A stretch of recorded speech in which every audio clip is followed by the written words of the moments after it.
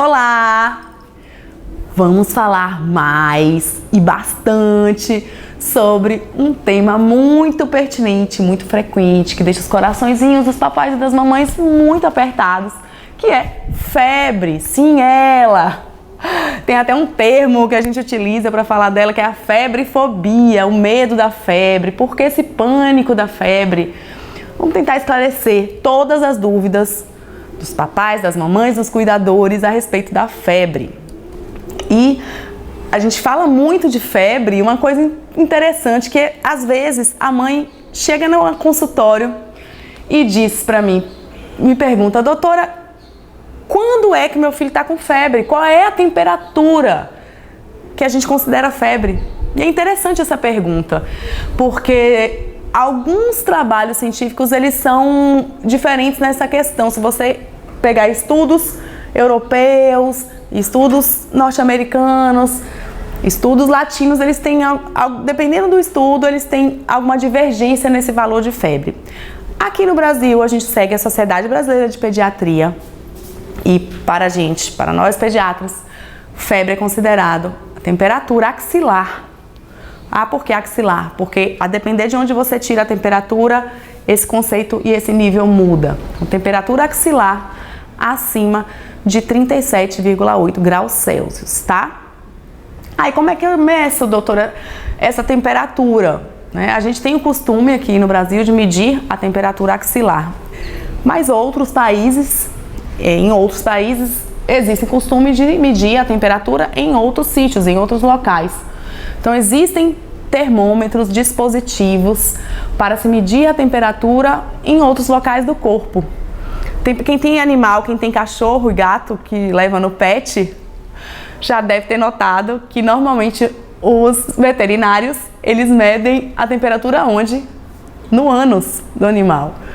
Então, a temperatura anal, ela costuma ter mais ou menos 0,5 graus a mais do que a temperatura axilar no ser humano. Então, vai depender, essa temperatura, então, ela vai depender do sítio, do local onde você vai medir e do tipo de equipamento que você vai utilizar. Eles têm um pouco de diferença entre eles. Então, o ideal... então como é que eu vou saber se eu devo medir na testa, se eu devo medir na boca, se eu devo medir na orelha, no ouvido, ou no ânus, ou axilar? O ideal é você ter uma forma de medir padrão, porque dessa forma você compara as medições e compara a evolução.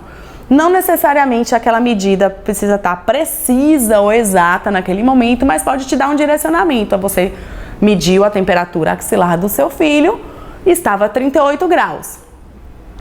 Você medicou, fez algumas medidas que a gente depois vai estar falando, abaixou a temperatura, está em 37,8.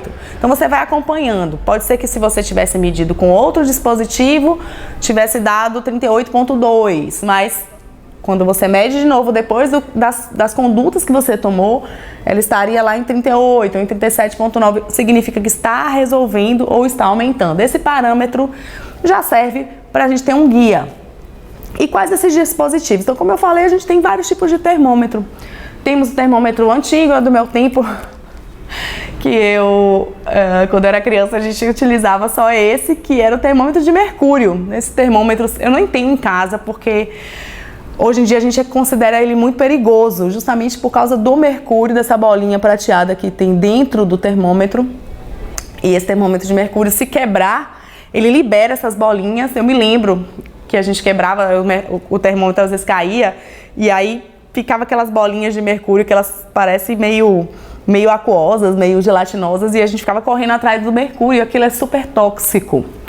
Então, se uma criança pega esse mercúrio do termômetro e engole, ou coloca em contato com os olhos, alguma mucosa, pode causar danos à saúde. Então, foi, não é que seja proibido, mas foi desestimulado a ser utilizado esse termômetro de mercúrio.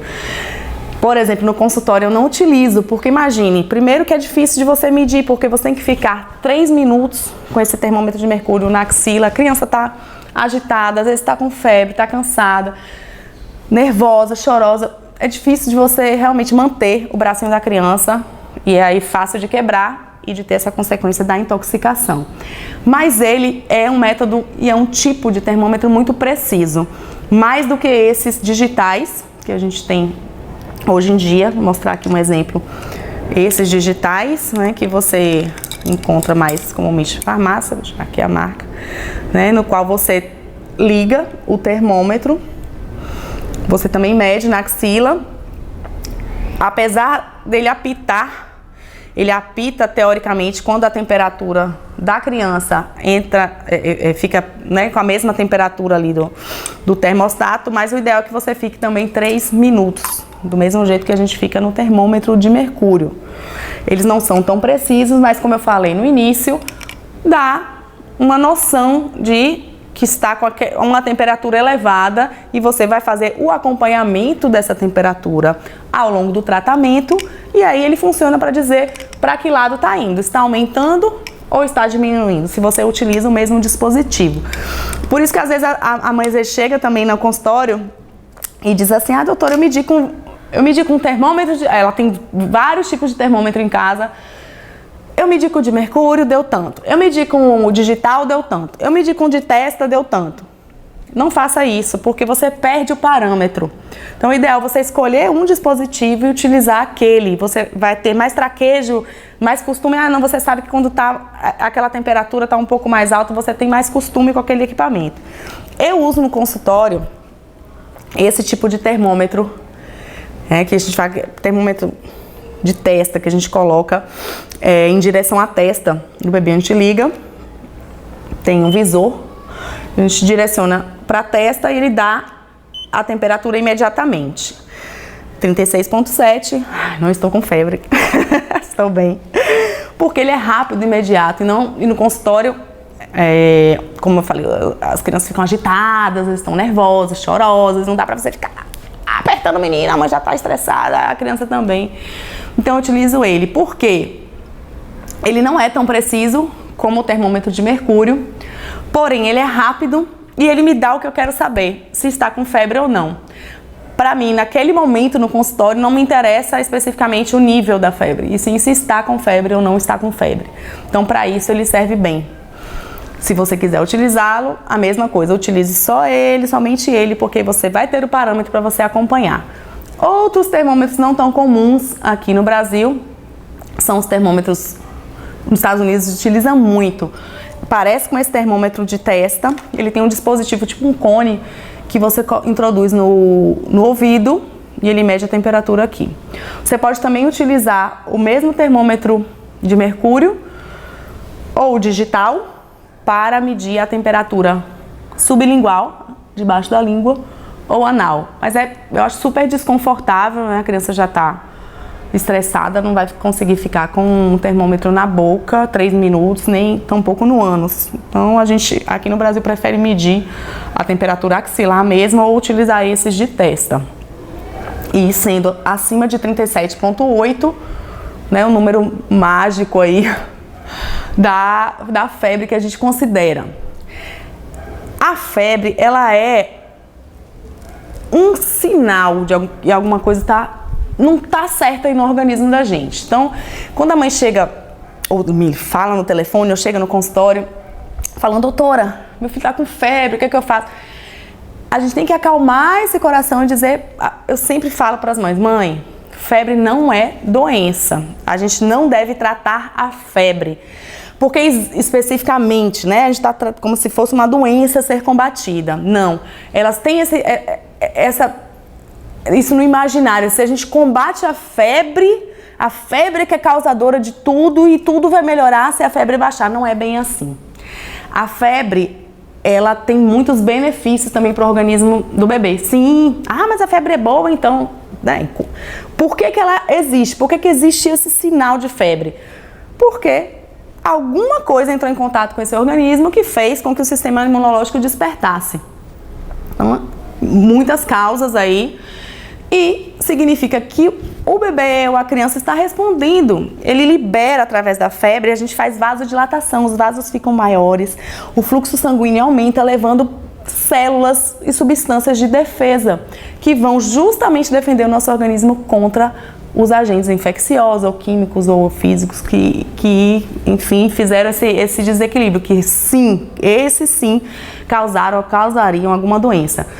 Então, cuidado, a febre é apenas um sinal de alerta.